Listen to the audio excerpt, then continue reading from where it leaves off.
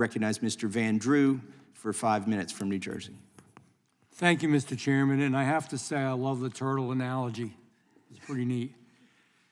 You know, our federal agencies have become emboldened in many ways and in many ways unchecked.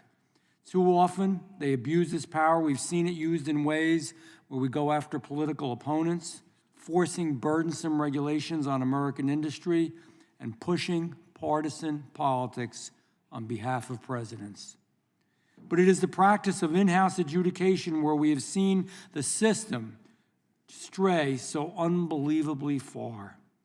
It's a world where agencies are the prosecutor, the judge, and the executioner. It's unfair, and I believe it's un-American. The House has already passed legislation that would cut back on the expansion of administrative state by passing the REINS Act and the Separation of Powers Restoration Act. But it's clear there absolutely is more to do about this abuse of power. We simply cannot regulate the agencies back to where they should be. We can't regulate them to good behavior. We need to fundamentally rethink and restructure this framework. Mr. Ault, can you elaborate on how you believe the denial of the Seventh Amendment right to jury trials in administrative adjudications undermines the foundational principles of our legal system? Thank you, Mr. Van Drew. I think it really goes back to what's going on here is very reminiscent of what you saw in the founding era, which is to say essentially the British Parliament went ahead and shifted authority to another tribunal, a Court of Admiralty, in order to be able to actually handle certain tax and other matters that would traditionally be handled by a court where there would be a right to jury. And they did so in order to prevent that jury right from attaching. This, from the time of Magna Carta forward, has been understood to be a fundamental right to have access to these sorts of civil juries, particularly where you have these kinds of fines, the loss of property, life, liberty, or property potentially attaching. And so what you see actually in these administrative tribunals is painfully similar. We're shifting the adjudication to tribunals where you don't have those rights, where you don't have the opportunity to be heard by a neutral arbiter, and where again, we've seen throughout the course of the hearing today, oftentimes, quite frankly, the adjudicator may be someone who wears the hat of prosecutor on a different day. They may be someone who the prosecutors have had access to their computers. There's not genuine independence. This is not a peer who's being able to determine your rights. And so it creates a fundamentally unfair and non-independent process. And I agree with you. It is fundamentally unfair, and it is wrong, and it is in no way, nobody should kid themselves.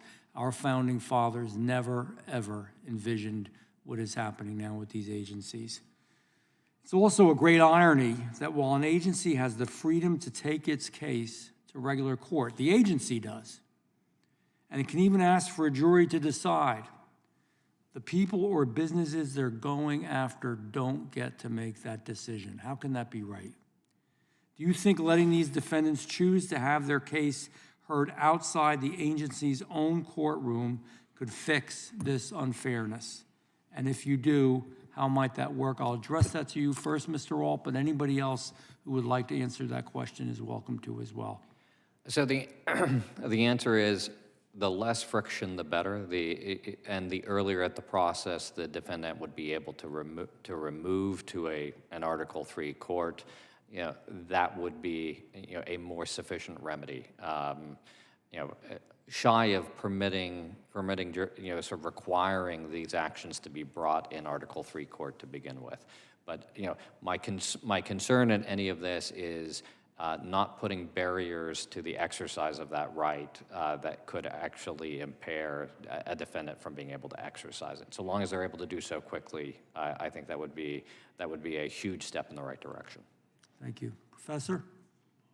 I agree, and I agree that the earlier at the point in the process, the better to remove. So before a lot of the investigative power has been wielded and a lot of the incentives to force folks into settlement, if they can remove before that point, it'd be a lot more effective. Well, I agree with that, but I also agree with what Mr. Alt said earlier, which is that it's better for these things to be brought in a regular court to begin with rather than removal, and these other things are second-best alternatives. It's better to just have them in Article III courts to begin with. I agree with you totally. I want to thank the chairman for having this hearing today. It's something we need to talk about. I know for the average American man and woman, it may seem a little dry or a little boring, but the reality is it's very, very important. It goes to our fundamental rights as Americans, so I appreciate your work. I yield back.